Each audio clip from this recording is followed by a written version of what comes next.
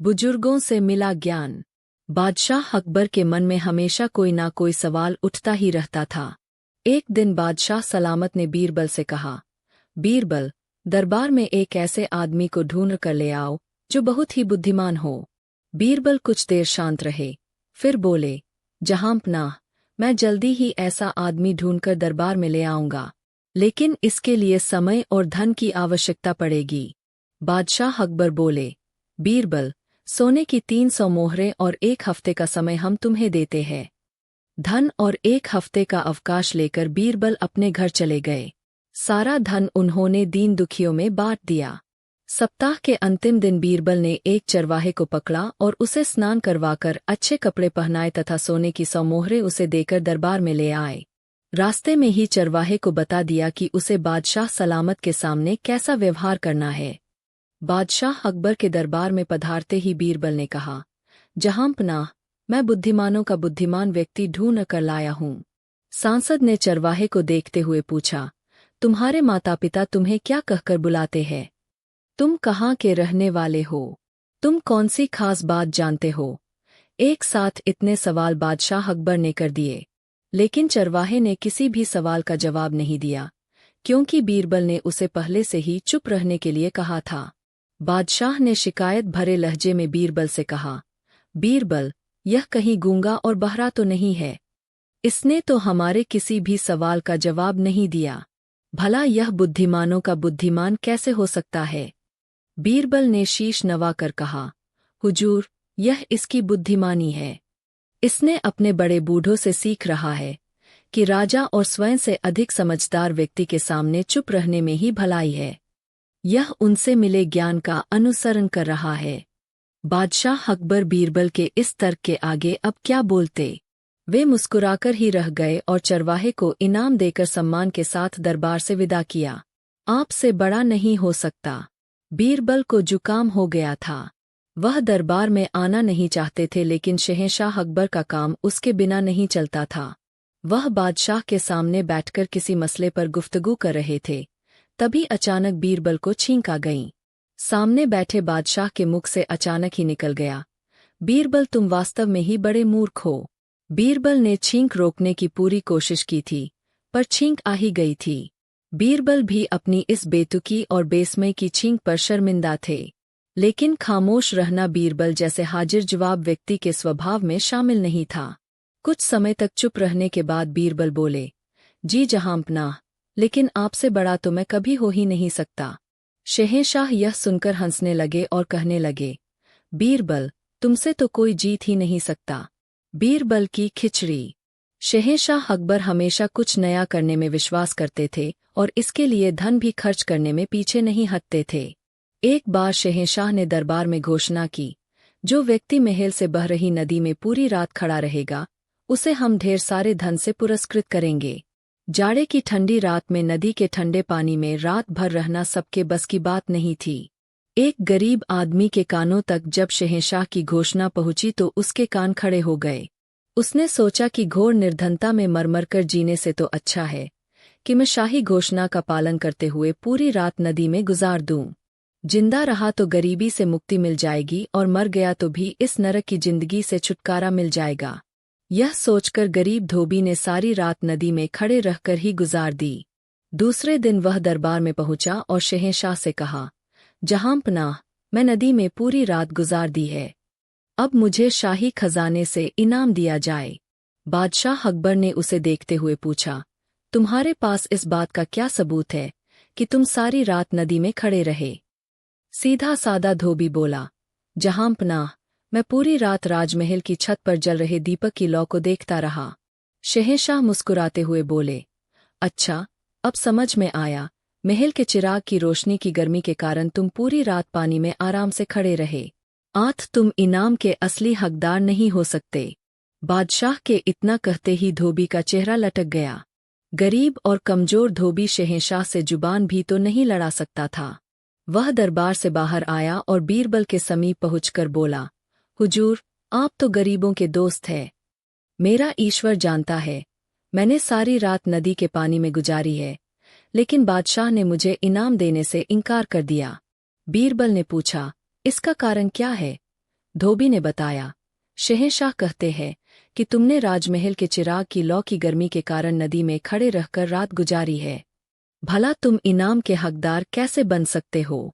बीरबल को यह जानकर बड़ी ही हैरानी हुई और उन्होंने धोबी को ढारस बंधाते हुए कहा, तुम धैर्य रखो, मैं तुम्हें इनाम दिलवाऊंगा। धोबी भारी कदमों से घर को लौट गया। दूसरे दिन बीरबल जब दरबार में समय से नहीं पहुंचे तब शहंशाह ने एक नौकर को उन्हें बुलाने के लिए भेजा। नौकर बीरबल के पास से लौटकर आया तो शहंशाह ने उससे पूछा, क्या हुआ, बीरबल नहीं मिले? नौकर ने आश्चर्य व्यक्त करते हुए कहा, हुजूर, बीरबल ने कहलवाया है कि वे तब तक नहीं आ सकते जब तक उनकी खिचड़ी पूरी तरह से पक नहीं जाती। यह सुनकर शहंशाह को बड़ा ही आश्चर्य हुआ कि बीरबल दरबार का काम छोड़कर आज खिचड़ी क्यों पका रहे हैं। जब बीरबल बहुत इंतजार करने के बाद भी दरबार में नहीं आए तब शहंशाह कुछ दरबारियों के साथ स्वयं बीरबल के घर की ओर बढ़ गए। बीरबल के घर पहुंचकर उन्होंने देखा कि एक बहुत लंबे बांस के शीर्ष पर एक हाड़ी लटकी हुई है और बीरबल उसके नीचे आग जला रहे हैं। शहंशाह को बड़ी ही हैरानी हुई कि कहाँ हाड़ी है और कहाँ आग जल रही है। ऐसे तो पूरी उम्र बीत जाने के बाद भी खिचड़ी नहीं पकेगी। शहंशाह यह सोचते हुए बीरबल से बोले, बीरबल, यह क्या मूर्खता है? हाड़ी ऊपर बांस में लटक रही है और तुम यहाँ जमीन पर आग जला रहे हो। तुम्हारी खिचड़ी भला कभी पक सकेगी? क्यों नहीं पकेगी, जहांपनाह? बीरबल ने पूरे आत्मविश्वास के साथ कहा। लेकिन कैसे बीरबल? आंच तो हाड़ी तक पहुंच ही नहीं रही है। बादशाह ने आश्चर्य से कहा, पहुंच रही है हुजूर, बिल्कुल वैसे ही जैसे महल के ऊपर जल रहे दीपक की रोशनी की गर्मी पाकर धोबी सारी रात नदी के पानी में खड़ा रह गया था। बीरबल ने अवसर का लाभ उठाते हुए अपनी बात कर दी। बीरबल के यह कहते ही बादशाह शर्मसार हो गए और उन्होंने धोबी को दरबार में बुलाकर शाही खजाने में से धन देने का हुक्म जारी कर दिया। 2 माह का 1 माह। शहंशाह अकबर के दिमाग में भी बैठे बैठे असंभव को संभव बनाने के विचार उठते ही रहा करते थे। बीरबल उनके इस काम में मदद करते रहते थे। एक दिन अकबर ने बहुत सोचने के बाद फैसला लिया कि 2 महीनों को 1 महीना बनाया जाए। अपने फैसलों को बहुत तोलने के बाद शहंशाह ने बीरबल को अपने इस फैसले से अवगत कराया। बीरबल यह सुनकर हैरान रह गए। फिर शहंशाह की प्रशंसा करते हुए कहा, जहांपनाह, इस तरह से इस दुनिया का तो अब भला ही करेंगे, क्योंकि चांदनी रात 15 दिन के बदले 30 दिन की होगी। शहंशाह अकबर बीरबल के इस तर्क पर और स्वयं को कुदरत के सामने मजबूर पाकर शर्मिंदा हो गए। शहंशाह बोले, बीरबल, हम 2 माह को 1 बना सकते हैं, पर कुदरत के नियमों का को नहीं बदल सकते। यह तो सोचा ही नहीं। तुम महान हो बीरबल, तुमने मुझे गलत फैसला लेने से पहले ही सचेत कर दिया। यह कहते हुए बादशाह ने बीरबल को गले से लगा लिया। मैं नौकर आपका हूँ, बैंगन का नहीं। बादशाह अकबर और बीरबल शाही बाग में बैठे बैंगन की सब्जी पर बात कर रहे थे। शहंशाह बैंगन की प्रशंसा कर रहे थे और बीरबल भी उनकी हाँ में हाँ मिलाते जा रहे थे तथा बीच बीच में बैंगन के औषधीय गुणों को भी गिनाते जा रहे थे। इसके 2 महीने बाद शहंशाह ने एक दिन सोचा कि देखे बीरबल की बैंगन के बारे में अब क्या राय है। बीरबल संयोग से उसी समय अकबर से मिलने आ गए। अकबर बादशाह ने उन्हें सादर बैठाया और बैंगन की बुराई करने लगे।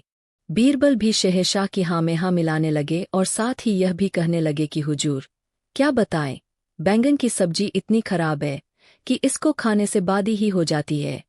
बादशाह बीरबल के मुंह से बैंगन की बुराई सुनकर हैरान रह गए और कहने लगे, बीरबल, तुम्हारी इस बात पर विश्वास नहीं किया जा सकता। हमने उस दिन बैंगन की प्रशंसा की तो तुमने भी प्रशंसा की, और आज हमने बैंगन की बुराई की तो तुमने भी बुराई करनी शुरू कर दी। आखिर तुम्हारी अपनी कोई व्यक्तिगत राय बैंगन के बारे में क्यों नहीं है? बीरबल, यह सब क्यों? बीरबल बोले, जहांपनाह, मैं आपका सेवक हूँ, बैंगन का नहीं।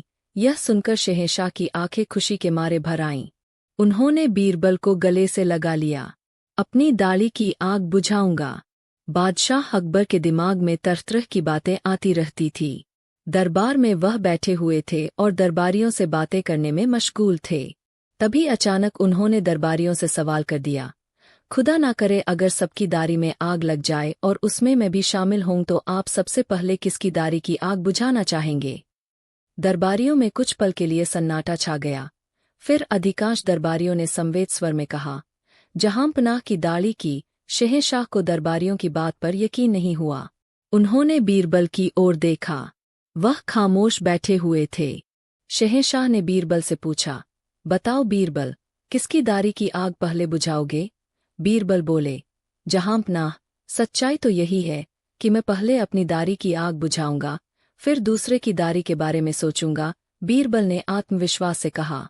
बादशाह अकबर ने बीरबल को गर्व से देखा और कहा, बीरबल, तुम एक हाजिर जवाब ही नहीं बल्कि एक सच्चे व्यक्ति भी हो। बाकी लोग मुझे खुश करने के लिए झूठ बोल रहे थे, जबकि हर व्यक्ति पहले अपने बारे में ही सोचता है। हम तुम्हारे इस जवाब से बहुत खुश हैं। बीरबल, यह कहकर शहंशाह चुप हो गए। वह बीरबल की स्पष्टवादिता से बहुत ही खुश थे। नदी पति के घर जा रही है। वर्षा ऋतु थी। यमुना नदी में बाढ़ आई थी। लहरें किनारे पर आकर टकरा रही थी, जिससे अजीब सी छप छप की आवाज होती थी। शहंशाह अकबर का महल यमुना तट पर ही था। बादशाह गहरी नींद में सोए हुए थे। रात का सन्नाटा चारों तरफ फैला पड़ा था। छप छप की आवाज जब बादशाह के कानों में पड़ी तो वह जाग गए और छप छप की आवाज सुनने लगे। फिर इसके बाद बादशाह को नींद नहीं आई तो वह कमरे में ही उठकर टहलने लगे। टहलते टहलते वह खिड़की के पास आ गए और पानी से लबालब भरी यमुना नदी को अपलक देखने लगे। लहरों की छप छपाहट अभी भी उनके कानों में गूंज रही थी। तभी उन्हें ऐसा जान पड़ा जैसे नदी रो रही हो। शहंशाह के मन में सवाल उठ खड़ा हुआ कि आखिर क्या बात है। रात के सन्नाटे में सब सो रहे हैं, मगर नदी क्यों रो रही है? अपने इस प्रश्न का जवाब वह नहीं ढूंढ सके तो बिस्तर पर आकर चुपचाप लेट गए। दूसरे दिन शहंशाह दरबार में आए तो सभी दरबारियों से यही प्रश्न किया कि नदी रोती क्यों है। बारी बारी से सभी दरबारियों ने अपनी समझ के अनुसार जवाब दिया, लेकिन किसी के भी जवाब से बादशाह को संतुष्टि नहीं मिली। इसी बीच बीरबल दरबार में पधारे। बादशाह ने बीरबल को देखते ही सवाल कर दिया, बताओ बीरबल, नदी क्यों रोती है? बीरबल इस बेतुके सवाल पर कुछ देर तक हतप्रभ खड़े रहे। फिर उन्होंने कहा, जहांपनाह, मैं आपके सवाल का जवाब तभी दे सकता हूं जब मैं नदी का रोना अपने कानों से सुनूंगा। बीरबल, नदी के रोने की आवाज तो मैं तुम्हें रात के सन्नाटे में ही सुना सकता हूं। बादशाह ने यह कहकर बीरबल को देखा। बीरबल रात होने पर शहंशाह के महल में पहुंचे। बादशाह उन्हें अपने महल की खिड़की के पास ले गए और वह छप छप की आवाज उन्हें सुनाई और इसका कारण पूछा। बीरबल अगले पल ही यह समझ गए कि यह तो पानी के बहने की आवाज है और बादशाह ने इसे ही नदी का रोना मान लिया है। बीरबल झुककर बड़े ही विनम्र स्वर में बोले, हुजूर, नदी अपने पिता के घर यानी पहाड़ से विदा होकर अपने पति यानी समुद्र के यहाँ जा रही है, जिससे वह पिता से अलग होने के गम में रोती जा रही है। बीरबल का जवाब इतना सटीक और हकीकत भरा था कि बादशाह अकबर खुशी के मारे गदगद हो गए और कहा, बीरबल, तुम्हारे पास तो हर सवाल का जवाब होता है। हम तुम्हारे जवाब से संतुष्ट हुए। सबसे ज्यादा सफेद कौन? दरबार में बैठे दरबारियों से बादशाह अकबर ने सवाल कर दिया, किसी को मालूम है सबसे अधिक सफेद कौन है? दरबारी आश्चर्य से एक दूसरे का मुंह देखने लगे। एक दरबारी बहुत सोचने और बहुत सिर मारने के बाद बोला, बर्फ, जहांपनाह। दूसरे दरबारी ने कहा, हुजूर, कपास। तीसरे दरबारी ने कहा, जहांपनाह, दूध। सबने अपनी अपनी सोच व बुद्धि के अनुसार सफेद वस्तुओं के नाम बताएं। अधिकांश दरबारियों ने कपास और दूध को ही सबसे अधिक सफेद माना। बादशाह अकबर भी इससे काफी कुछ हद तक सहमत थे, लेकिन बीरबल सबसे अलग थलग थे और अभी तक समझ नहीं सके थे कि सबसे अधिक सफेद चीज क्या हो सकती है। बीरबल अपनी चुप्पी तोड़ते हुए बोले, जहांपनाह, मेरी नज़र में तो सूर्य का प्रकाश सबसे अधिक सफेद और चमकीला होता है। वह घोर अंधकार में भी साफ दिख जाता है। उन्होंने बीरबल से कहा, बीरबल, क्या तुम अपनी बात को साबित कर सकते हो? हाँ, मेरे मालिक, लेकिन मुझे अपनी बात को साबित करने के लिए 24 घंटे का समय चाहिए। बीरबल के यह कहने पर शहंशाह ने उन्हें 24 घंटे का समय दे दिया। दूसरे दिन दोपहर में बादशाह अकबर आराम फरमा रहे थे। बीरबल एक बर्तन में दूध और 5-6 कपास के खिले हुए फूल कमरे के दरवाजे पर रखाए। कमरा चारों तरफ से बंद था और सूरज की रोशनी के अंदर जाने के लिए कोई भी खुली जगह नहीं थी। बीरबल ने यह काम छुपकर गुप्त तरीके से किया था। आराम करने के बाद शहंशाह जैसे ही उठकर दरवाजे के पास आए, उनके पैर की ठोकर लगते ही दूध का बर्तन उलट गया और सारा दूध फर्श पर फैल गया। दरवाजा खुलते हैं सूर्य के प्रकाश से कमरा भर गया और शहंशाह अकबर को दरवाजे के पास कपास के फूल और एक बर्तन देखकर बहुत ही आश्चर्य हुआ। वह कमरे के बाहर आ गए। बीरबल कुछ दूरी पर नजर आ गए।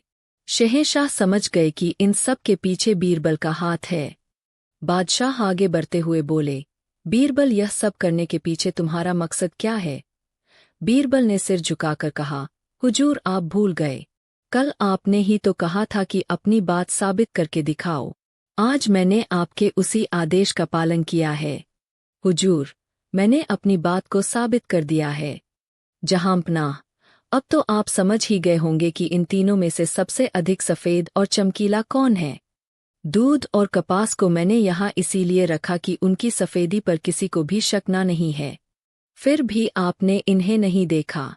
जहांपनाह, अब तो आपको यह मानना ही होगा कि सूरज का प्रकाश ही सबसे अधिक सफ़ेद, उज्ज्वल और चमकीला है, क्योंकि आपने जैसे ही दरवाजा खोला सूरज का प्रकाश अंदर फैल गया और आपको सब चीजें नजर आने लगीं।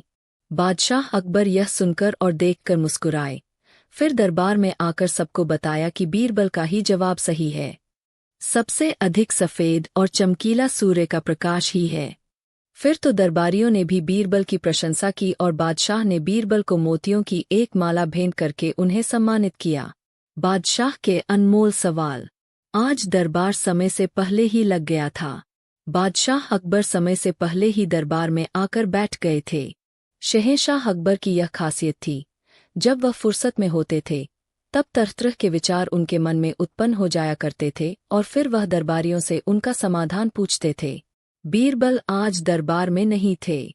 शहंशाह ने दरबारियों से पूछा, दूध किसका अच्छा, फूल किसका अच्छा, पत्ता किसका अच्छा, राजा कौन अच्छा और मिठाई किसकी अच्छी? शहंशाह के सवाल सुनते ही दरबारी आपस में फुसफुसाने लगे।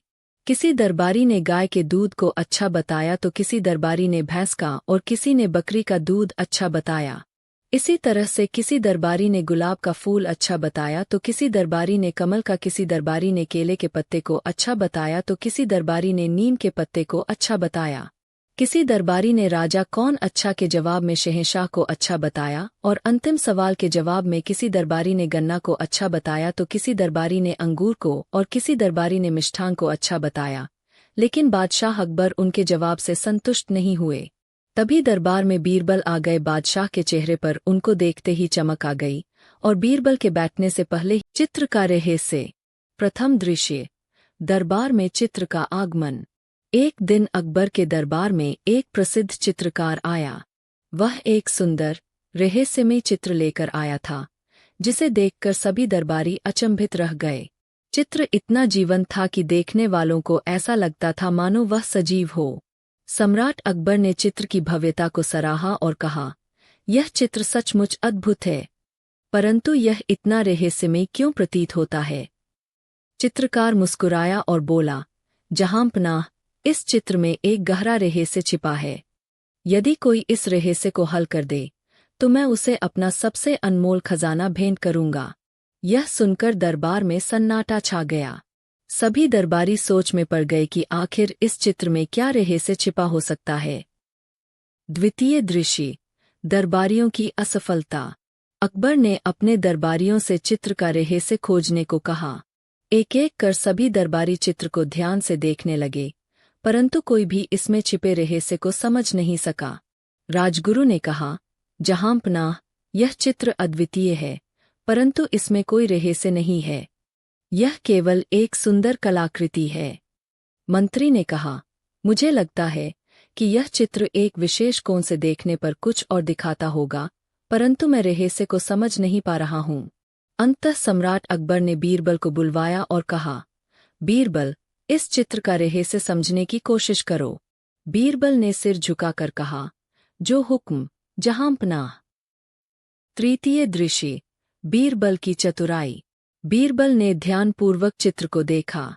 कुछ देर सोचने के बाद उसने चित्रकार से कहा, महाशय, क्या आप हमें यह संकेत दे सकते हैं कि यह रहस्य किससे जुड़ा है, रंगों से, आकृतियों से या कुछ और? चित्रकार मुस्कुराया और बोला, रहस्य को समझने के लिए आपको अपनी बुद्धि का उपयोग करना होगा।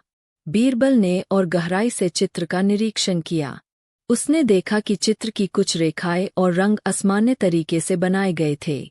वह समझ गया कि रहस्य चित्र की संरचना में ही छिपा है। उसने एक दीपक मंगवाया और चित्र के अलग अलग कोनों से उसे देखने लगा। धीरे धीरे उसे एक पैटर्न दिखने लगा। उसने सम्राट से कहा, जहांपनाह, यह चित्र केवल एक साधारण कलाकृति नहीं है, बल्कि इसमें एक गुप्त संदेश छिपा हुआ है। चतुर्थ दृश्य, रहस्योद्घाटन। बीरबल ने चित्र को थोड़ा तिरछा करके देखा और फिर कहा, जहांपनाह, इस चित्र में एक अनोखा रहस्य छिपा हुआ है। यह चित्र दो अलग अलग दृष्टिकोण से देखा जा सकता है। अकबर ने उत्सुकता से पूछा, बीरबल, इसका क्या अर्थ है? बीरबल ने कहा, जहांपनाह, यदि आप इसे सामान्य रूप से देखेंगे तो यह एक साधारण परिदृश्य जैसा प्रतीत होगा, परंतु यदि इसे एक विशेष रोशनी में देखा जाए तो इसमें एक और आकृति उभर कर आती है, जो एक छिपे हुए संदेश को दर्शाती है। बीरबल ने एक विशेष कोण से दीपक की रोशनी डाली और आश्चर्यजनक रूप से चित्र में एक छिपी हुई आकृति उभर आई। यह आकृति एक गुप्त संदेश की तरह थी, जिसमें लिखा था, सत्य को ढूंढने के लिए दृष्टिकोण बदलना आवश्यक है। यह देखकर सभी दरबारी चकित रह गए। पंचम दृश्य, अकबर की प्रसन्नता और पुरस्कार। अकबर बेहद प्रसन्न हुए और बोले, बीरबल, तुम्हारी बुद्धिमत्ता सचमुच बेजोड़ है। तुमने इस चित्र का रहस्य खोज निकाला। चित्रकार ने भी बीरबल की प्रशंसा करते हुए कहा, बीरबल जी, आपकी बुद्धिमानी वाकई अद्वितीय है। यह रहस्य अब तक कोई नहीं समझ पाया था, लेकिन आपने इसे हल कर लिया। मैं वचन के अनुसार आपको अपना सबसे अनमोल खजाना भेंट करता हूँ। चित्रकार ने बीरबल को एक दुर्लभ रत्न भेंट किया। बीरबल ने विनम्रता से कहा, मैं यह पुरस्कार जहांपनाह को समर्पित करता हूँ, क्योंकि यह उनकी प्रजा और दरबार के लिए एक अमूल्य धरोहर होगी। अकबर ने प्रसन्न होकर बीरबल को एक बहुमूल्य उपहार दिया और कहा, बीरबल, तुम सचमुच हमारे दरबार के सबसे बुद्धिमान रत्न हो। उपसंहार। इस प्रकार बीरबल ने अपनी बुद्धिमानी से एक रहस्यमय चित्र का रहस्य उजागर किया और यह सिद्ध कर दिया कि समस्याओं का समाधान केवल सतही दृष्टि से देखने में नहीं, बल्कि गहरी सोच और विश्लेषण में होता है। अध्याय 1, चित्र का रहस्य, एक नई शुरुआत। बीरबल ने जैसे ही चित्र में छिपे हुए संदेश को उजागर किया, दरबारियों में हलचल मच गई। सम्राट अकबर ने चित्रकार की ओर देखा और बोले, यह सचमुच अद्भुत है, परंतु हमें बताओ, तुमने इस चित्र में यह रहस्य क्यों छिपाया था? चित्रकार ने थोड़ा झुककर उत्तर दिया, जहांपनाह, यह केवल एक परीक्षा थी। मैं देखना चाहता था कि क्या वास्तव में कोई व्यक्ति इसे हल कर सकता है या नहीं, और बीरबल जी ने यह कर दिखाया। अकबर ने मुस्कुराते हुए कहा, तुम्हारा चित्र हमारे दरबार में अमूल्य धरोहर रहेगा। बीरबल, तुम्हारी बुद्धिमत्ता सचमुच अद्वितीय है। बीरबल ने विनम्रता से सिर झुकाया, लेकिन उसकी अनुभवी आंखों ने देखा कि चित्रकार की मुस्कान के पीछे कुछ और छिपा था। उसे संदेह हुआ कि यह चित्र केवल एक साधारण पहेली नहीं, बल्कि किसी गहरे रहस्य का हिस्सा है। अध्याय 2, गुप्त संदेश की खोज। रात के समय बीरबल अपने कक्ष में बैठकर उस चित्र के बारे में सोच रहा था। उसने महसूस किया कि इस रहस्य का कोई और पहलू भी हो सकता है। अगली सुबह बीरबल सीधे चित्रकार के पास गया और पूछा, महाशय, यह चित्र केवल एक पहेली नहीं है, इसमें अवश्य कोई और गहरा रहस्य छिपा होगा। सच बताइए, इसका क्या अर्थ है? चित्रकार का चेहरा फीका पड़ गया। उसने इधर-उधर देखा और धीरे से कहा, बीरबल जी, मैं यहाँ इस चित्र के साथ एक संदेश देने आया था, लेकिन मैं इसे खुलकर कह नहीं सकता। बीरबल ने गंभीरता से कहा, क्या यह कोई खतरे की सूचना है? चित्रकार ने सिर हिलाया। यह चित्र एक गुप्त संदेश है, जो एक विद्रोह के बारे में संकेत देता है। यह विद्रोह सम्राट अकबर के खिलाफ रचा जा रहा है। बीरबल चौंक गया। उसने चित्र को फिर से ध्यान से देखा और पाया कि उसमें कुछ विशेष संकेत छिपे थे, विशेष आकृतियां और रंग संयोजन, जो एक गुप्त योजना का संकेत कर रहे थे। अध्याय 3 साजिश का पर्दाफाश। बीरबल ने इस रहस्य का पता लगाने के लिए एक योजना बनाई। उसने दरबार में जाकर अकबर से कहा, जहांपनाह, इस चित्र में केवल कला ही नहीं, बल्कि एक छिपा हुआ संदेश भी है। मुझे लगता है कि हमें इसकी गहराई से जांच करनी चाहिए। अकबर ने गंभीर स्वर में पूछा, क्या संदेश? बीरबल ने धीरे से कहा, यह चित्र एक विद्रोह की योजना का संकेत देता है। संभवतः कोई आपके खिलाफ षड्यंत्र रच रहा है। अकबर का चेहरा कठोर हो गया। उन्होंने तुरंत आदेश दिया कि चित्र को और गहराई से जांचा जाए। बीरबल ने चित्रकार से पूछा, क्या तुम बता सकते हो कि यह विद्रोह कौन कर रहा है? चित्रकार ने डरते हुए कहा, मुझे केवल इतना पता है कि इसमें कुछ उच्च पदस्थ व्यक्ति शामिल हैं, जो सम्राट को हटाना चाहते हैं। अध्याय 4 गुप्त जासूसी और सत्य की खोज। बीरबल ने अपने सबसे भरोसेमंद जासूसों को लगाया कि वे दरबार और राज्य भर में इस साजिश की जानकारी इकट्ठा करें। कुछ दिनों बाद एक जासूस ने सूचना दी कि राज्य के कुछ बड़े सरदार और सेनापति एक गुप्त सभा कर रहे हैं। उन्होंने एक गुप्त संदेश कोड में भेजा था, जो उसी चित्र के संकेतों से मेल खाता था। बीरबल ने तुरंत अकबर को इसकी सूचना दी। अकबर ने गुस्से में कहा, बीरबल, हमें इन देशद्रोहियों को पकड़ना होगा, परंतु हमें सावधानी बरतनी होगी ताकि वे सतर्क न हो जाएं। बीरबल ने कहा, जहांपनाह, हमें एक योजना बनानी होगी। हमें ऐसा करना होगा कि वे स्वयं अपनी चाल उजागर कर दें। अध्याय 5 विद्रोहियों का पर्दाफाश। बीरबल ने एक योजना बनाई। उन्होंने यह अफवाह फैलाई कि अकबर चित्र में छिपे संदेश को नहीं समझ सके और अब वे दरबार में एक नई नीति लागू करने वाले हैं। यह सुनकर षड्यंत्रकारी लोग निश्चिंत हो गए और अपनी योजना को आगे बढ़ाने लगे। बीरबल ने जासूसों के माध्यम से उनकी गुप्त बैठक का स्थान पता कर लिया और सेना को तैयार किया। एक रात जब विद्रोही अपने गुप्त स्थान पर इकट्ठे हुए, तभी अकबर की सेना ने उन पर धावा बोल दिया। सभी षड्यंत्रकारी पकड़ लिए गए। अकबर ने दरबार में सभी दोषियों को बुलाया और क्रोधित स्वर में कहा, तुम लोगों ने मेरे खिलाफ साजिश रची। क्या तुम्हें लगा कि मेरी आंखों से यह बच जाएगा? सभी षड्यंत्रकारी सिर झुकाकर खड़े रहे। बीरबल ने आगे बढ़कर कहा, जहांपनाह, इस चित्र ने हमें समय पर सचेत कर दिया, वरना यह साजिश सफल हो सकती थी। अध्याय 6 न्याय और इनाम। अकबर ने दोषियों को कड़ी सजा सुनाई और राज्य में सुरक्षा कड़ी कर दी। उन्होंने चित्रकार को बुलाया और कहा, तुमने हमें इस षड्यंत्र से बचाया, मैं तुम्हें इनाम देना चाहता हूँ। चित्रकार ने हाथ जोड़कर कहा, जहांपनाह, मेरा इनाम यह होगा कि मैं शांति से अपने जीवन के शेष दिन बिता सकूं। अकबर ने सहमति दी और उसे सम्मान सहित विदा किया। इसके बाद उन्होंने बीरबल की ओर देखा और कहा, बीरबल, तुम्हारी चतुराई और बुद्धिमानी ने एक बार फिर हमें बड़ी मुसीबत से बचा लिया। तुम्हारा स्थान इस दरबार में अटूट है। बीरबल ने मुस्कुराते हुए कहा, जहांपनाह, सत्य हमेशा विजयी होता है, चाहे वह किसी चित्र में छिपा हो या किसी व्यक्ति के हृदय में। दीपक तले अंधेरा। शाही महल की सबसे ऊंची छत पर बीरबल बादशाह अकबर के साथ बैठे गुफ्तगू कर रहे थे। तभी उन्होंने सामने देखा, कुछ दूरी पर कुछ लोग एक राहगीर को लूट रहे थे। राहगीर अपने सामान को बचाने की कोशिश में था, लेकिन वह अकेला राहगीर इतने लोगों के आगे हार गया और उसका कोई वश न चला। राहगीर पिट भी गया और उसका सब माल असबाब भी उससे छिन गया। वह लहूलुहान राहगीर बादशाह सलामत के किले के नजदीक आया और चीख चीख कर कहने लगा, यह बड़ी शर्म और आश्चर्य की बात है। बादशाह के सामने ही लुटेरे मेरा सामान लूटकर भाग गए। उसकी चीख पुकार बादशाह के कान में पड़ी तो उन्हें भी बड़ा कष्ट हुआ और उन्होंने बीरबल को फटकारते हुए कहा, क्या बीरबल, यह है तुम सबकी शासन व्यवस्था? जब हमारी आंखों के सामने ही हमारी प्रजा लुट जाती है, तब हमारी आंखों के पीछे यहाँ क्या नहीं होता होगा? बीरबल ने बड़ी नम्रता से कहा, जहांपनाह, क्या आपको यह कहावत नहीं मालूम कि दीपक दूसरों को रोशनी देता है, पर उसके तले अंधेरा ही रहता है?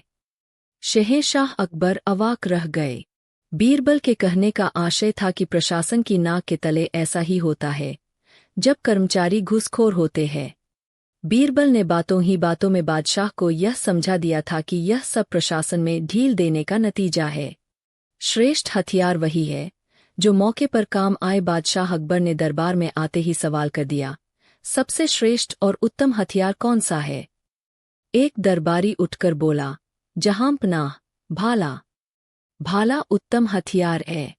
दूसरा दरबारी उठकर बोला, नहीं हुजूर, तलवार। तीसरा दरबारी बोला, नहीं जहांपनाह, तीरकमान।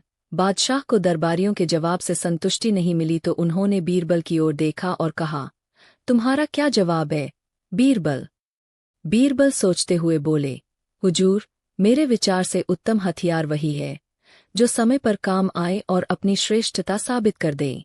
बादशाह अकबर असंतुष्ट होते हुए बोले, यह कोई जवाब नहीं हुआ बीरबल। बीरबल बोले, जहांपनाह, मैं अपनी बात को सिद्ध करके दिखा दूंगा। अगली सुबह बीरबल अकबर बादशाह के साथ सैर के लिए निकले। बीरबल ने अपनी बात सिद्ध करने के लिए पहले से ही योजना बना ली थी। घूमते घूमते वे दोनों एक सड़क पर आ गए। इतने में गली में अचानक एक क्रोधित हाथी तेज गति से आता हुआ दिखाई दिया। बीरबल घबराई हुई आवाज में बोले, हुजूर, हाथी तो सनकी लगता है। देख नहीं रहे कैसे पैर पटकता हुआ आ रहा है? अकबर बादशाह भी घबरा गए। हाँ बीरबल, हमारी तरफ पगलाया हाथी भागता हुआ आ रहा है। हम तो इतनी तेज भाग भी नहीं सकते बीरबल। यह कहते कहते बादशाह काफी घबरा गए। उन्होंने कमर से लटक रही म्यान पर हाथ रखा तो बीरबल बोले, जहांपनाह, यह क्या कर रहे हैं? मदांग हाथी का मुकाबला भला तलवार से कैसे हो सकता है? बीरबल यह बोल ही रहे थे कि तभी बादशाह के पैर के पास एक कुत्ते का पिल्ला आ गया। बादशाह ने झट से पिल्ले को उठाया और आ रहे हाथी की सूंड की ओर फेंक दिया। कुत्ते का पिल्ला इतना डर गया कि बुरी तरह चिल्लाने लगा। हाथी घबराकर पीछे की तरफ हटता चला गया। अकबर और बीरबल को भागने का मौका मिल गया। वह भागते हुए एक गली में आ गए। बीरबल बादशाह अकबर को माथे का पसीना पोंछते हुए देखकर बोले, अब क्या कहते हैं? हुजूर, मैंने कोई गलत तो नहीं कहा था कि जो मौके पर काम आए वही श्रेष्ठ हथियार होता है। अकबर बादशाह बोले, हाँ बीरबल, कुत्ते का पिल्ला हथियार के गिनती में थोड़े ही आता है, लेकिन उसने ही हमारा बचाव उस मदांज हाथी से किया। मौके पर वह न आता तो आज हम जिंदा ना होते। तुम्हारा कहना सही था कि श्रेष्ठ हथियार वही है जो मौके पर काम आए। यह कहकर अकबर बादशाह ने बीरबल की बुद्धिमता का लोहा मानते हुए उन्हें गले से लगा लिया। सूरत से बड़ी सीरत बादशाह अकबर दरबार में आए तो उन्हें बीरबल कहीं नजर नहीं आए। बादशाह बड़ी बेताबी से उनका इंतजार कर रहे थे। तभी बीरबल दरबार में हाजिर हुए। अकबर बादशाह ने बीरबल को देखते ही सवाल कर दिया, बीरबल, हमारी इच्छा है कि हम पिशाचिनी और अप्सरा को एक साथ देखें। बीरबल यह सुनकर थोड़ी देर तक चुप रहे, फिर बोले, ठीक है हुजूर। यह कहकर बीरबल दरबार से बाहर आ गए और पूरे दिन वह इसी पर सोचते विचारते रहे। शाम के समय बीरबल एक वेश्या से मिले और उसे समझा बुझाकर अगले दिन दरबार में हाजिर होने के लिए तैयार किया। दूसरी सुबह दरबार लगा तो वह वेश्या बीरबल से आकर मिली। बीरबल अपनी पत्नी और वेश्या को लेकर दरबार में हाजिर हुए। बीरबल ने अपनी पत्नी का परिचय कराते हुए शहंशाह से कहा, हुजूर, यह अप्सरा है।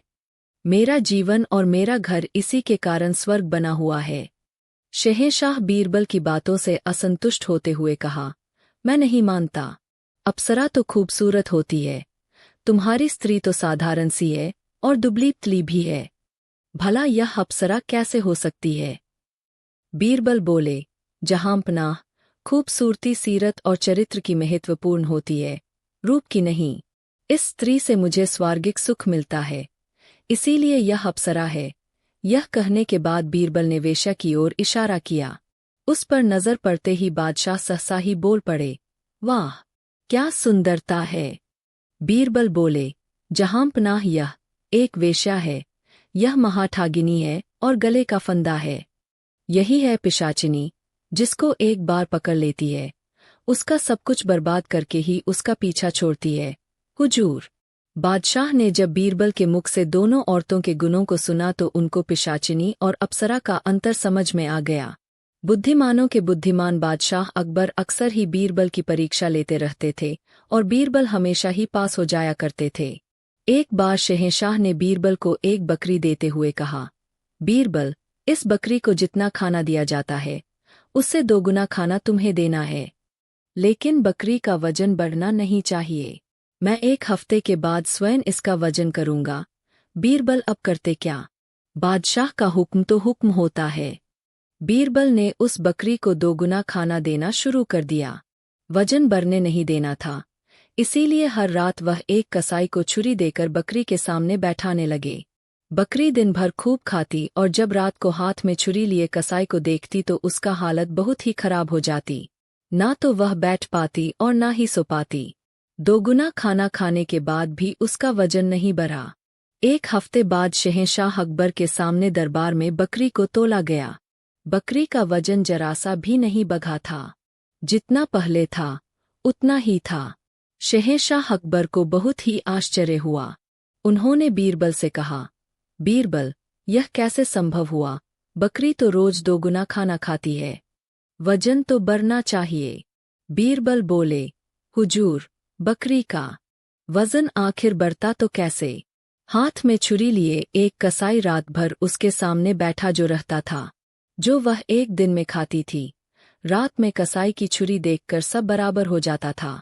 बहुत खूब बीरबल, तुम्हारी इसी चतुराई के तो हम कायल हैं। तुम बुद्धिमानों के बुद्धिमान हो। बीरबल, बादशाह यह कहते हंस पड़े। अक्ल का घड़ा बादशाह अकबर अभी दरबार में आकर बैठे ही थे कि तभी दरबार में लंका के राजा का एक दूत हाजिर हुआ। बादशाह अकबर ने उसका स्वागत करते हुए कहा, कहो, कैसे आना हुआ? दूत सिर झुकाकर बोला, जहांपनाह, आपके दरबार में एक से बढ़कर एक बुद्धिमान, चतुर तथा हाजिर जवाब दरबारी है। हमारे महाराज ने यहाँ मुझे एक घड़ा अक्ल लाने के लिए भेजा है। बादशाह अकबर यह सुनकर चौंक गए कि भला अक्ल भी घड़े में भरी जा सकती है। लगता है लंका का राजा हमारी हंसी उड़ाना चाहता है। यह सोचते सोचते बादशाह को बीरबल की याद आ गई। बादशाह अकबर ने बीरबल को बुलवाकर उसे यह बात बताई। बीरबल बोले, जहांपनाह, अक्ल का प्रबंध तो हो जाएगा, पर इस काम में कुछ हफ्ते लग सकते हैं। शहंशाह अकबर ने बीरबल को समय दे दिया। बीरबल अब इस समय काम में लग गए और एक नौकर से कहा कि वह छोटी मुंह वाले मिट्टी के कुछ घरों का इंतजाम करें। नौकर घर लेकर आया तो बीरबल नौकर को लेकर कद्दू की बेल तक गए और उन्होंने एक घड़े में एक छोटे कद्दू डाल दिए। इसके बाद उन्होंने बाकी घड़ों में भी इसी तरह से कद्दू रख दिए। फिर बीरबल ने नौकर से कहा, इन घड़ों की देखभाल सावधानी पूर्वक करना। बीरबल यह कहकर कामकाज में लग गए। समय पूरा हो गया तब बीरबल दरबार में हाजिर हुए। शहंशाह अकबर ने पूछा, बीरबल, अक्ल के घड़ों की स्थिति क्या है? जहांपनाह, बस 2 हफ्ते का और समय चाहिए, फिर सारे घड़े अक्ल से भर जाएंगे। 2 हफ्ते बाद बीरबल ने आकर देखा कि घड़े में कद्दू के फल घड़े जितने हो गए हैं। वह बहुत ही खुश हुए और इसके दूसरे दिन बीरबल दरबार में पहुंचे और लंका के दूत को बुलवाया। लंका का दूत जैसे ही दरबार में हाजिर हुआ, बीरबल के सेवक घड़े लिए दरबार में आ पहुंचे। बीरबल ने एक घड़ा लंका के दूत को देते हुए कहा, लीजिए अक्ल का घड़ा और जाकर अपने राजा को सादर भेंट कीजिए, परंतु खाली होने पर हमारा यह कीमती घड़ा हमें जैसे का तैसा वापस मिल जाना चाहिए। इसमें रखा अक्ल का फल भी तभी असरदार होगा जब इसे किसी भी तरह की हानि न पहुंचाई जाए, यानी इसे साबुत ही घड़े से निकाला जाए। बीरबल से दूत ने पूछा, हुजूर, क्या मैं अक्ल के फल को देख सकता हूँ? हाँ, देख सकते हैं। बीरबल ने आगे कहा, यदि आपके राजा को और अक्ल की जरूरत हो तो चिंता की कोई बात नहीं, क्योंकि ऐसे 5 घड़े हमने रखे हुए हैं। दूत जब घर लेकर दरबार से चला गया तब शहंशाह अकबर अपनी जिज्ञासा को दबा ना सके और बीरबल से बोले, अक्ल का फल हमें भी तो दिखाओ। तुम्हारे पास अक्ल के अभी 5 घड़े रखे हैं न? हाँ हुजूर, 5 ऐसे घड़े अभी मेरे पास है। मैं अभी हाजिर करता हूँ। बीरबल ने यह कहते हुए सेवा को घड़े लाने को कहा। सेवक घड़े लेकर शहंशाह के समीप पहुंचा तो उन्होंने घड़े में झांक कर देखा। फिर बादशाह अचानक ही हंस पड़े और बीरबल की पीठ थपथपाते हुए बोले, मान गए बीरबल, तुम्हारा भी कोई जवाब नहीं। इस कद्दू को खाकर लंका के राजा की बुद्धि तेज हो जाएगी। चले थे हमें मूर्ख बनाने और शहंशाह यह कहकर हंसने लगे। दरबारी भी अपनी हंसी रोक न सके। बीरबल की चतुराई पर उन सबको ही नाज था। मूर्खों की गिनती। घोड़ों का एक व्यापारी कुछ घोड़ों को लेकर अरब देश से आया और शहंशाह अकबर से मिला। बादशाह को घोड़े पसंद आ गए और उन्होंने सारे घोड़े खरीद लिया और सौदागर से कहा, तुम हमारे लिए और अरबी घोड़े लाओ।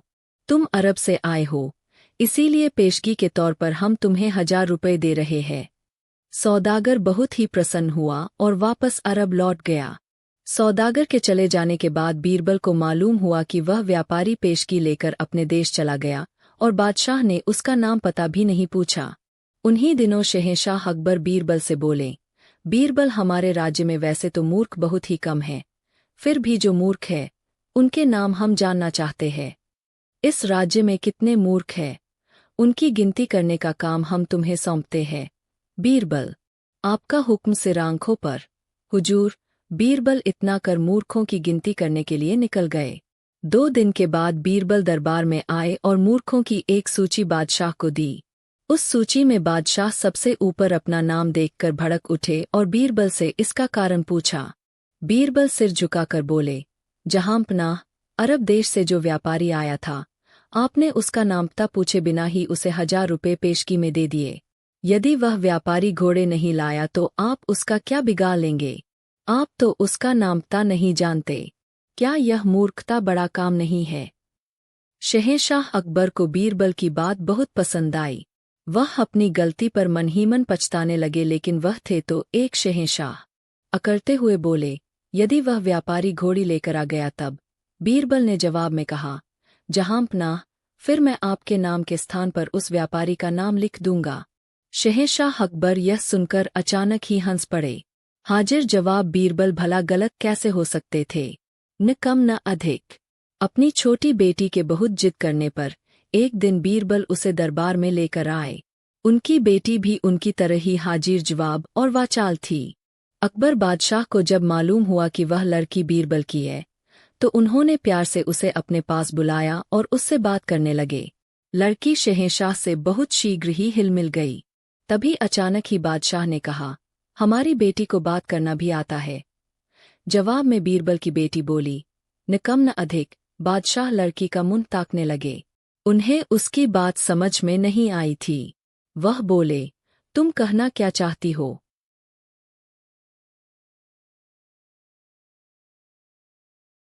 बीरबल की बेटी ने कहा, मैं यह कहना चाहती हूं कि बड़ों से कम बोलना चाहिए और छोटों से ज्यादा। बादशाह सलामत लड़की की बुद्धिमत्तापूर्ण बात सुनकर खुशी के मारे गदगद हो गए। दुष्ट के साथ दुष्टता। एक धनवान कंजूस व्यक्ति की तारीफ में एक कवि कविता लिखकर उससे मिला और कवि ने अपनी कविता बड़ी शान से पढ़कर उसे सुनाई। वह कंजूस समझ गया कि यह कवि उससे कुछ लेने के लिए ही यहाँ आया है। प्रशंसा में कविता पढ़ना तो एक बहाना है। कंजूस ने सोचा कि क्यों न मैं भी इसे अपनी बातों से खुश करके यहाँ से जाने पर मजबूर कर दूं। यह सोचते हुए वह कंजूस बोला, बहुत खूब कवि महोदय, आपने मेरी तारीफ में बहुत अच्छी कविता लिखी है। कल आप आइए, मैं आपकी मुराद अवश्य पूरी करूंगा। कवि वापस चला गया। कंजूस बहुत ही खुश हुआ कि चलो बला टली। कुछ देना न पड़ा और बात भी बन गई। दूसरे दिन कवि कुछ धन पाने के लालच में कंजूस से मिलने आया। कवि पर नजर पड़ते ही कंजूस बोला, तुम कौन हो भाई, किससे मिलना है?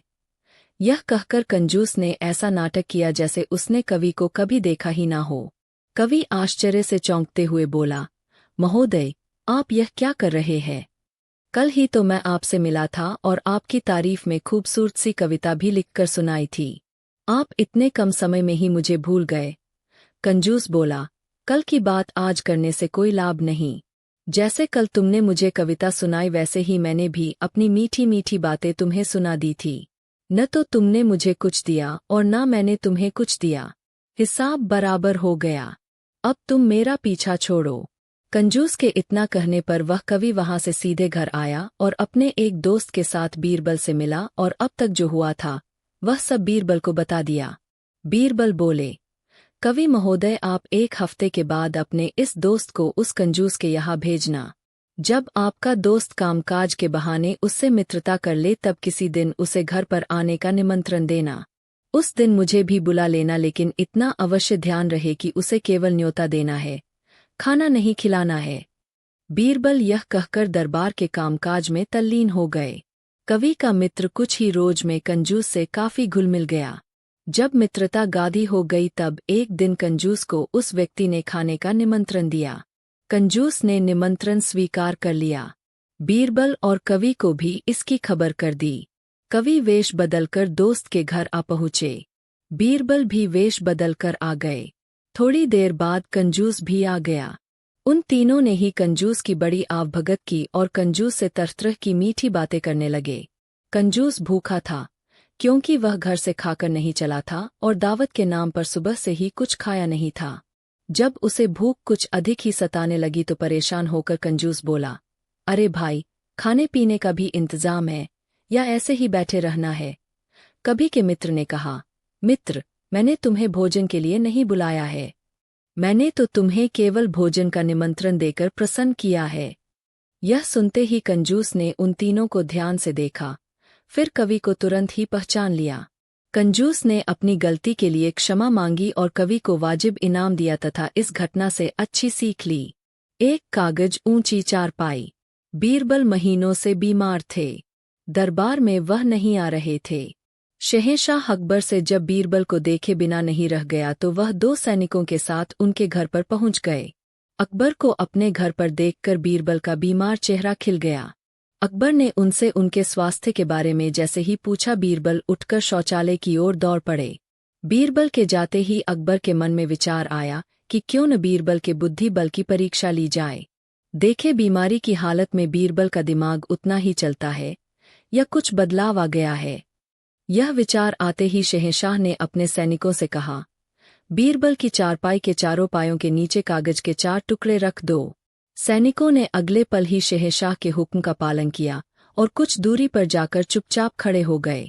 इतने में बीरबल शौचालय से आ गए और चारपाई पर लेट गए, लेकिन वह अगले पर ही सिर उठाकर चारपाई के चारों तरफ देखने लगे। बादशाह अकबर ने उनको अपनी बातों में उलझा कर रखने की बहुत कोशिश की, लेकिन बीरबल का ध्यान इधर-उधर भटक ही जाता। बादशाह ने बीरबल के मन की चंचलता को देखकर पूछ ही लिया, क्या बात है बीरबल, तुम्हारा ध्यान हमारी बातों में नहीं लग रहा है? बीरबल बोले, हुजूर, मुझे जाने क्यों ऐसा जान पड़ता है जैसे कमरे में कुछ बदलाव किया गया है। यह केवल तुम्हारा भ्रम है। बीरबल, कमरे में कहीं कोई बदलाव नहीं हुआ है। जैसा पहले था वैसा ही अभी भी है। बादशाह यह कहकर शांत हो गए। नहीं जहां पनाह, या तो मेरे घर की दीवारें कागज भर जमीन के नीचे चली गई है या मेरी चारपाई एक कागज की मोटाई जितनी ऊंची हो गई है। बीरबल की बातें सुनकर शहंशाह अकबर बोले, बीरबल, तुम बीमार हो और ऐसे में दिमाग में कुछ ना कुछ ऊल जलूल विचार आ ही जाते हैं। शहंशाह ने बीरबल को भ्रमित करना चाहा, लेकिन चतुर बीरबल सब समझ गए और बोले, हुजूर, यह मेरे मन का भ्रम नहीं है। मैं बीमार हूं लेकिन मेरी बुद्धि बीमार नहीं है। शहंशाह बीरबल को दिमागी रूप से स्वस्थ देखकर बहुत ही खुश हुए और बोले, बीरबल, हम तुम्हारी बीमारी को लेकर बहुत चिंतित थे, लेकिन तुम्हें और तुम्हारी बुद्धि को देखकर अब मेरी चिंता दूर हो गई। फिर बादशाह ने हंसते हंसते यह बता दिया कि हाँ, तुम्हारी चारपाई एक कागज ऊंची हो गई है, क्योंकि तुम्हारी बुद्धि को जांचने के लिए हमने पायों के नीचे कागज के टुकड़े रखवा दिए हैं। यह कहकर शहंशाह ने उनके जल्दी स्वस्थ होने की ईश्वर से प्रार्थना की, फिर अपने महल को लौट गए।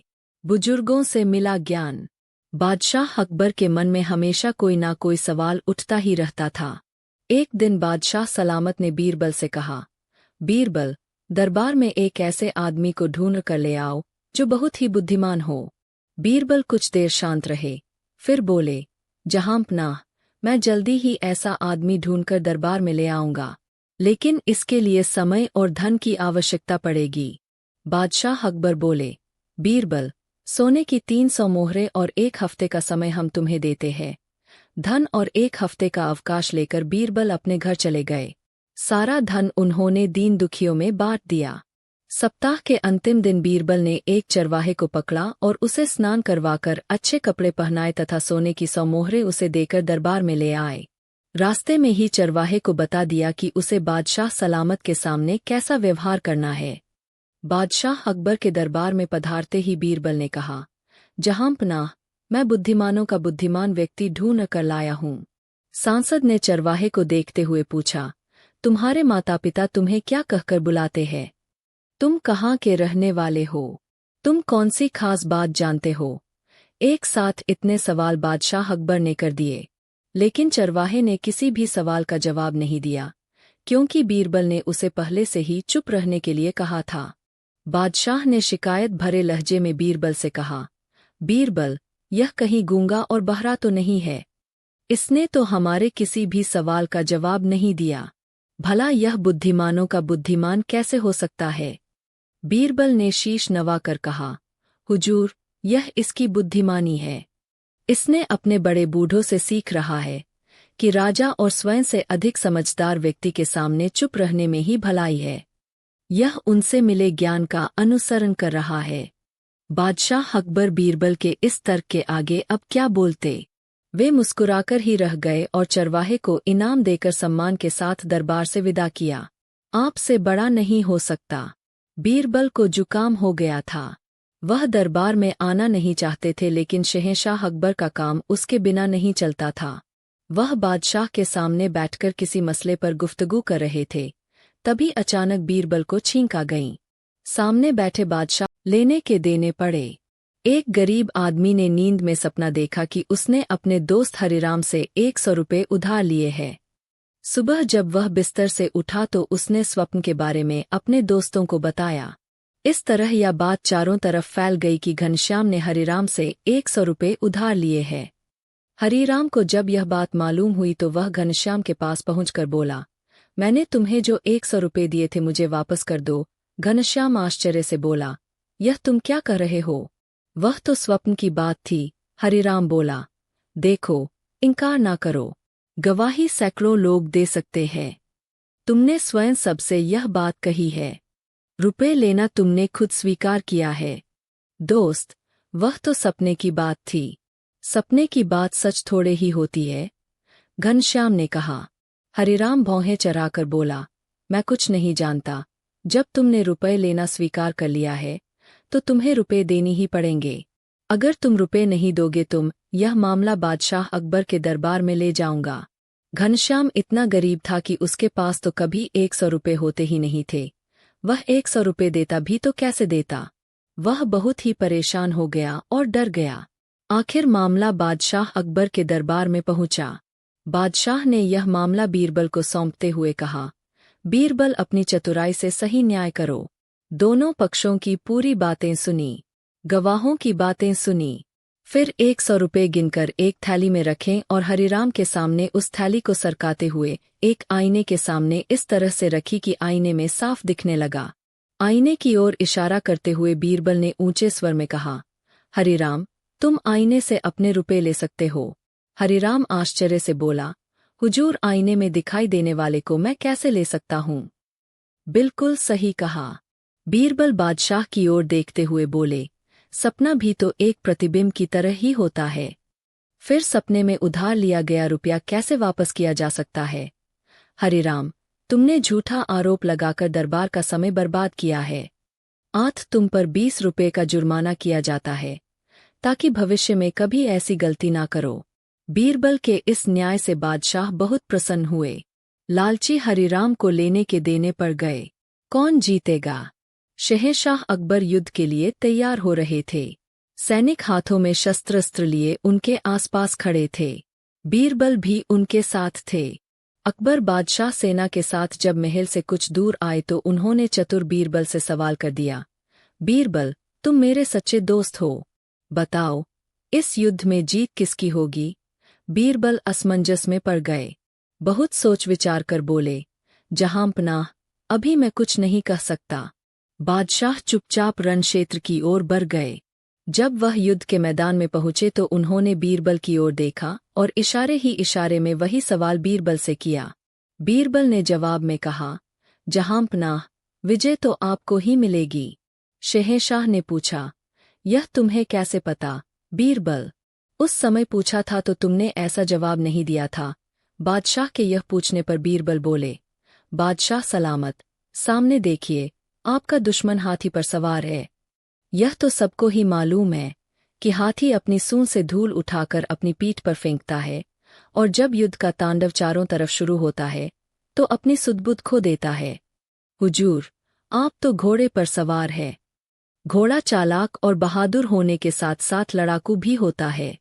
मैंने यही सब देखकर अनुमान लगा लिया है कि विजय आपकी ही होगी। और सचमुच इस युद्ध में अकबर बादशाह की ही विजय हुई। युद्ध से लौटने के बाद बादशाह अकबर ने बीरबल को इनाम दिया। बीरबल केवल हाजिर जवाब ही नहीं बल्कि एक उम्दा किस्म के कूटनीतिज्ञ भी थे। किसकी पत्नी? एक सौदागर अपनी सुंदर पत्नी के साथ एक रिश्तेदार से मिलने जा रहा था। वे अभी कुछ ही दूर गए थे कि रास्ते में उन्हें एक किसान मिल गया। किसान अपनी बैलगाड़ी पर था।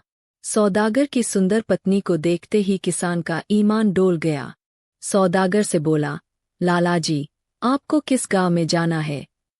सौदागर ने गांव का नाम जैसे ही बताया, किसान झट से बोल पड़ा, मैं भी तो वही जा रहा हूँ। आप ऐसा करें, अपनी पत्नी को मेरी गाड़ी में बैठा दीजिए। सौदागर ने बिना सोचे समझे ही अपनी पत्नी को गाड़ी में बैठा दिया और खुद पैदल ही चलने लगा। कुछ दूर जाने के बाद किसान ने बैलों को पीटना शुरू कर दिया। बैल तेज तेज चलने लगा। सौदागर भी गाड़ी के पीछे पीछे दौड़ने लगा। किसान तो उसकी पत्नी पर लट्टू था। उसने उसे तरह के सब जवाब दिखाने शुरू कर दिए और उसे अपने पक्ष में कर लिया। जब गांव आ गया तब सौदागर ने किसान को आवाज देकर कहा, भैया, गाड़ी रोको, हमें जिस गांव में जाना है वह गांव आ गया। मेरी पत्नी को यहीं पर गाड़ी से उतार दो। किसान बोला, मेरा गांव तो अभी आगे है और यह तुम्हारी पत्नी नहीं है, यह तो मेरी पत्नी है। सौदागर किसान की बातें सुनकर अवाक रह गया और दौड़ गाड़ी के पास आ गया। फिर वह चिल्लाने लगा, यह धूर्त किसान मेरी पत्नी को अपनी पत्नी बता रहा और उसे गाड़ी से उतरने नहीं दे रहा है। सौदागर की बातें सुनकर कुछ लोग वहां आकर खड़े हो गए, लेकिन कोई भी कुछ नहीं बोल सका। दोनों आपस में बहस करते हुए शहंशाह अकबर के दरबार में पहुंचे। अकबर बादशाह ने उन दोनों की बातें सुनने के बाद बीरबल को हुक्म दिया कि इस मामले को सुलझाएं। बीरबल ने वादी प्रतिवादी दोनों को गौर से देखा, फिर गाड़ी में बैठी उस औरत को अपने पास बुलाया और उससे पूछा, आखिर मामला क्या है, सच सच बताओ। वह औरत कुछ नहीं बोली। बीरबल कुछ देर तक खामोश रहे, फिर उस महिला को स्याही का दवात दी और कहा, इसमें पानी भर कर ले आओ। औरत कुछ समझ ना सकी। दवात में पानी भरकर झट से आ गई। बीरबल ने दवात से स्याही निकाली और कुछ शब्द लिखकर देखे। स्याही में पानी की मात्रा सही थी। बीरबल ने सौदागर से कहा, तुम अपनी पत्नी को ले जा सकते हो, यह तुम्हारी ही पत्नी है। किसान को झूठ बोलने और दूसरे की पत्नी को हड़पने की कोशिश करने के अपराध में सजा मिलेगी। शहंशाह आश्चर्य करते हुए बोले, बीरबल, तुमने यह कैसे जान लिया कि यह औरत सौदागर की ही पत्नी है? बीरबल बोले, जहांपनाह, मैंने उस महिला से दवात में पानी भरने को कहा। वह महिला दवात में उतना ही पानी भरकर लाई जितना पानी स्याही के लिए उपयुक्त था। इससे मैंने अनुमान लगा लिया कि यह किसान की नहीं सौदागर की पत्नी है, क्योंकि सौदागर हिसाब लिखते समय कभी कभी उससे स्याही में पानी अवश्य ही डलवाता होगा। बीरबल के इस तर्कपूर्ण विचार को सुनकर अकबर बादशाह बहुत ही खुश हुए। सच्चाई के मसीहा बीरबल। बादशाह अकबर दरबार में आकर अभी बैठे ही थे कि तभी दरबार में एक हत्या का मामला आ गया। बादशाह को बड़ा ही बुरा लगा कि आज की शुरुआत हत्या के मामले से ही हो रही है। बादशाह ने हुक्म दिया, यह हत्या का मामला है, इसमें जल्दबाजी करना ठीक नहीं होगा। इस मामले की सुनवाई अगले दिन होगी। अपराधी को मौका मिल गया। वह दूसरे दिन दरबार लगने से पहले ही बीरबल के घर पर पहुंच गया और दरबार के लिए तैयार हो रहे बीरबल के आगे गिड़गिड़ाने लगा, हुजूर, आप बुद्धिमानों के बुद्धिमान हैं। मैं बड़ी आशा लेकर आपकी शरण में आया हूँ। मेरी फांसी की सजा उम्र कैद में तब्दील हो जाएगी तो मेरे परिजन आपका यह उपकार जीवन भर नहीं भूलेंगे। बीरबल यह सब सुनकर अवाक रह गए। अपराधी आगे बोला, हुजूर, मेरी आपसे प्रार्थना है कि मेरी तरफ से आप ही बहस करें। बीरबल ने जवाब में कुछ नहीं कहा। मामला दरबार में पेश हुआ। बादशाह अकबर ने अपराधी को उम्र कैद की सजा सुनाई। अपराधी आश्चर्यचकित भी हुआ और खुश भी हुआ। वह धीरे धीरे चलकर बीरबल के नजदीक आया और बोला, हुजूर, लाख लाख शुक्रिया, आपने मेरी फांसी की सजा उम्र कैद में करवा दी। मैं आपका ताउम्र ऋणी रहूंगा। यह सुनकर बीरबल बोले, हाँ, मुझे इस मामले में बड़ी दिक्कत उठानी पड़ी। जहांपनाह तो तुम्हें निर्दोष समझकर छोड़ने जा रहे थे। मेरे बार बार समझाने पर उन्होंने तुम्हें उम्र कैद की सजा दी है, क्योंकि केवल मुझे पता है कि तुमने अपराध किया है और तुमने मेरे घर पर अपना अपराध कबूल भी किया।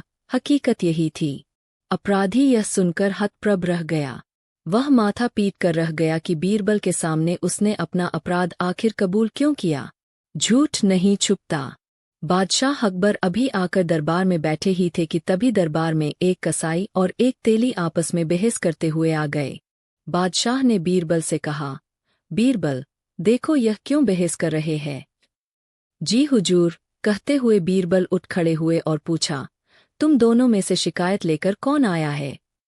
तेली थोड़ा आगे बढ़कर बोला, शिकायत लेकर मैं आया हूँ हुजूर। हाँ, तो झगड़े का कारण क्या है, बीरबल ने पूछा। तेली रोनी सी सूरत बनाकर बोला, हुजूर, मैं अपनी दुकान पर बैठा बही खाता देख रहा था। उसी समय कसाई ने आकर मुझसे तेल मांगा। मैंने इसे तेल दे दिया और चला गया। फिर मैं बही खाता देखने लगा। कुछ समय बाद जब मेरी नज़र सामने गई तो पैसों की थैली गायब थी। मुझे इस कसाई पर संदेह हुआ और मैं दौड़ा दौड़ा इसके पास गया तो मैंने अपनी थैली इसके हाथ में देखी। मैंने इससे अपनी थैली मांगी तो इसने थैली देने से मना करते हुए कहा कि यह थैली इसकी है। मैं सच बोल रहा हूँ हुजूर, अब आप ही इंसाफ करें। बीरबल ने कसाई से पूछा, तुम्हारा क्या कहना है। कसाई डरीसमी आवाज में बोला, मैं जो कुछ भी कहूँगा सच कहूँगा, सच के सिवा कुछ नहीं कहूँगा हुजूर। मैं अपनी दुकान पर बैठा पैसे गिन रहा था, तभी यह तेली रोज की तरह तेल बेचने के लिए आया। इसकी दुकान मेरी दुकान से 2-3 दुकानों की दूरी पर है। पैसों की थैली मैंने पास में ही रखी थी। इसके जाने के बाद जब मेरी थैली नहीं दिखी तो मैंने दौड़कर इसे पकड़ा और इसके हाथ से अपनी थैली छीन ली। सच्चाई यही है हुजूर। इस बात का गवाह खुदा है। अब सही या गलत का इंसाफ आपको करना है। बीरबल ने पैसों की थैली अपने पास रख ली और उनसे कहा, फैसला कल होगा, तुम दोनों घर जाओ। उन दोनों के चले जाने के बाद बीरबल ने थैली के पैसे धुलवाए तो उनमें तेल थोड़ा सा भी नजर नहीं आया बल्कि मांस की दुर्गंध आई, जिससे यकीन हो गया कि थैली और पैसे दोनों ही कसाई के हैं। दूसरे दिन दरबार लगा। दरबार में कसाई और तेली हाजिर हुए। बीरबल ने उन्हें अपना फैसला सुनाया तो तेली चीखने चिल्लाने लगा। बीरबल ने सिपाही से कहा, तेली की पीठ पर 100 कोड़े बरसाए जाएं। बीरबल ने जैसे ही उसे कोड़े लगाने का हुक्म दिया उसने तुरंत अपना अपराध स्वीकार कर लिया। पैसों की थैली कसाई को दे दी गई। तेली को दंडित करके छोड़ दिया गया। बादशाह ने कहा, बहुत खूब बीरबल, हम तुम्हारे इस न्याय से बहुत खुश हैं। झूठ कभी छुपता नहीं है, वह एक दिन पकड़ा ही जाता है। शर्मसार दरबारी। बादशाह अकबर दरबार में बैठे थे। दरबारी बीरबल से बहुत ही जलते थे और यह नहीं चाहते थे कि बादशाह से बीरबल के संबंध अच्छे रहे। 8 दरबारियों ने बादशाह से कहा, हुजूर, आप हर बात बीरबल से ही पूछा करते हैं, हमें कोई महत्व नहीं देते हैं। इससे हमारे स्वाभिमान को ठेस पहुंचती है। शाहजहां अकबर बोले, आप लोगों की शिकायत गलत है। बीरबल कोई साधारण व्यक्ति नहीं है, वह बहुत ही चतुर और समझदार है। कोई भी उनकी बुद्धिमत्ता के आगे ठहर नहीं सकता। यही कारण है कि हम कोई भी काम बीरबल से पूछकर करते हैं। शहंशाह अकबर की यह बात दरबारियों को पसंद नहीं आई। वह बीरबल से और भी ज्यादा नाराज हो गए। बादशाह ने दरबारियों को शांत बैठे देखा तब उन्होंने कहा, अगर तुम सबको ऐसा लगता है कि तुम सब बीरबल से अधिक चतुर और बुद्धिमान हो तो आज तुम सबकी बुद्धिमानी की परीक्षा ली जाएगी। तुममें से जो भी इस परीक्षा में पास होगा उसे बीरबल का स्थान मिल जाएगा। इतना बोलकर शहंशाह ने 2 हाथ लंबी दुलाई मंगवाई। अब बादशाह ने दरबारियों की तरफ देखते हुए कहा, देखो मैं लेट जाता हूँ और तुम सब एक एक करके मेरा शरीर इस दुलाई से ढकने का प्रयास करो। मेरे शरीर का कोई भी अंग खुला नहीं रहना चाहिए। जो भी दरबारी मेरा पूरा शरीर इस दुलाई से ढक देगा उसे ही बीरबल की जगह पर रखा जाएगा। दरबारियों को मन ही मन हंसी आ गई कि भला यह भी कोई दिमाग वाला काम है। यह काम तो कोई भी कर देगा। बादशाह भरे दरबार में लेट गए। एक एक करके सभी दरबारी बादशाह को दुलाई ओगाने आए, लेकिन कोई भी दरबारी उनके पूरे शरीर को दुलाई से ढक न सका। अब बादशाह उठ खड़े हुए और बोले, देखी आपने अपनी बुद्धिमानी। क्या अपनी इस बुद्धिमानी पर आप सबको इतना अभिमान था? अगर बीरबल यहाँ होते तो अवश्य ही इसी दुलाई से मेरा शरीर ढक देते। जब आप में से कोई एक भी इतना छोटा सा काम नहीं कर सकता तो दिमाग वाला काम क्या करोगे? यह कहकर बादशाह ने बीरबल को दरबार में बुलाया और बीरबल के हाथ में दुलाई देकर सारी बात बता दी। बादशाह पहले की तरह ही दरबार में लेट गए। बीरबल ने दुलाई को गौर से देखा।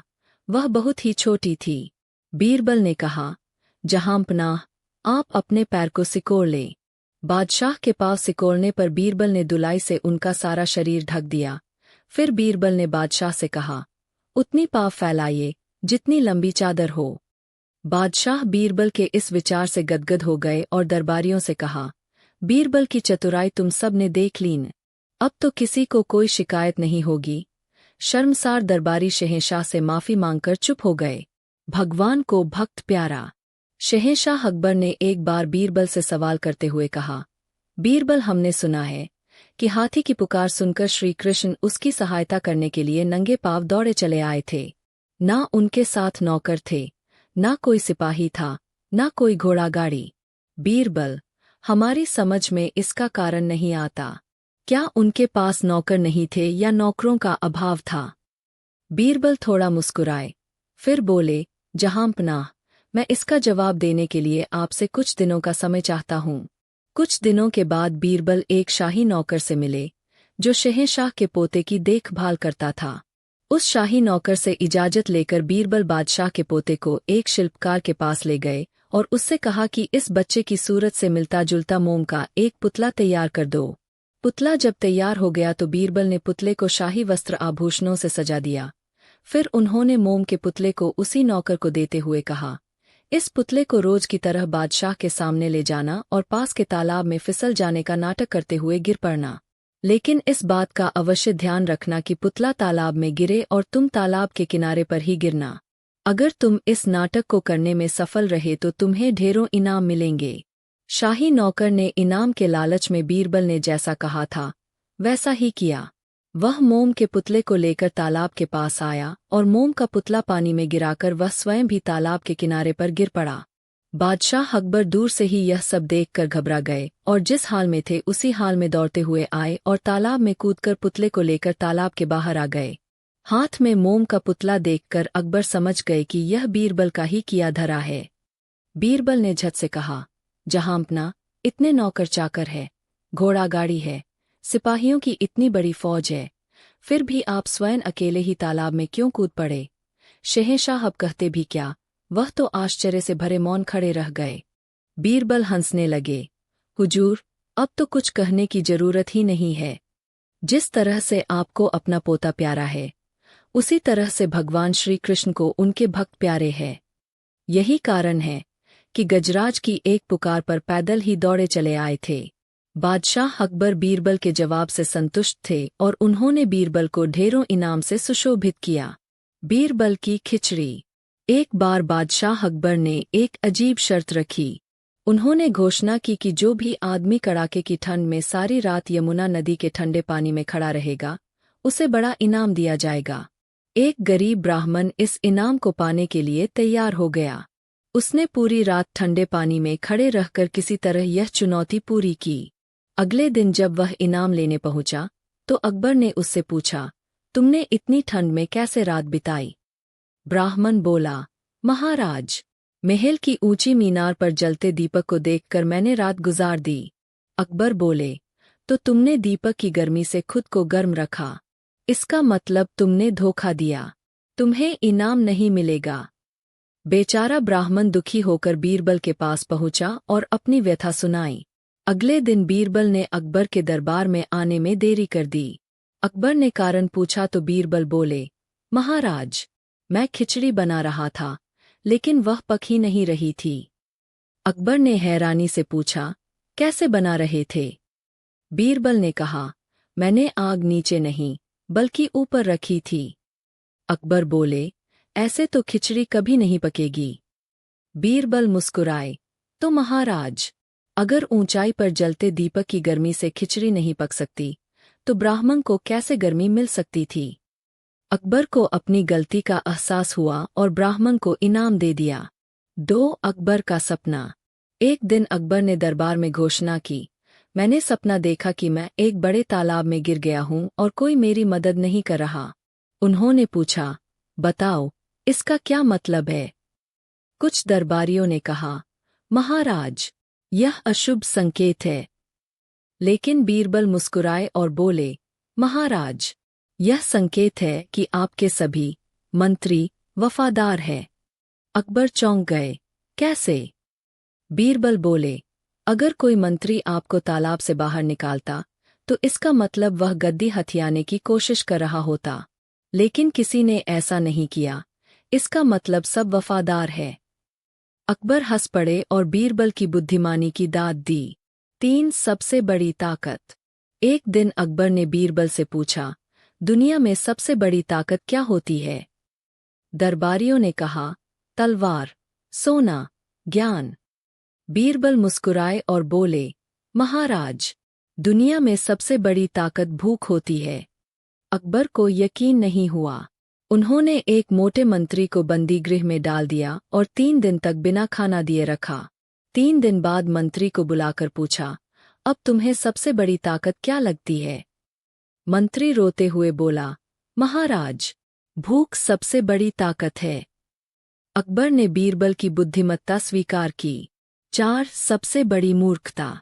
एक दिन अकबर ने बीरबल से पूछा, दुनिया की सबसे बड़ी मूर्खता क्या है?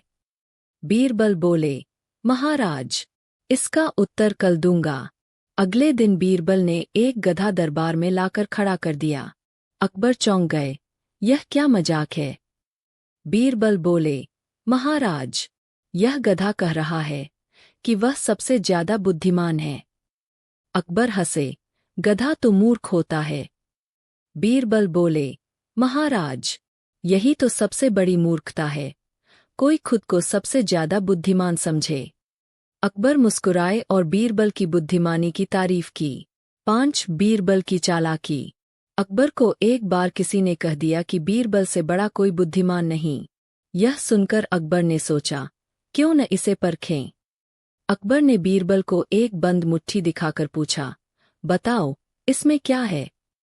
बीरबल बोले, महाराज, यह कोई बहुत ही कीमती चीज है, जो बहुत हल्की है, और इसे लोग संभाल कर रखते हैं। अकबर बोले, सही जवाब, और मुट्ठी खोलकर एक पंख दिखाया। बीरबल की बुद्धिमत्ता देखकर अकबर खुश हुए और उन्हें इनाम दिया। 6 सबसे बड़ा मूर्ख कौन?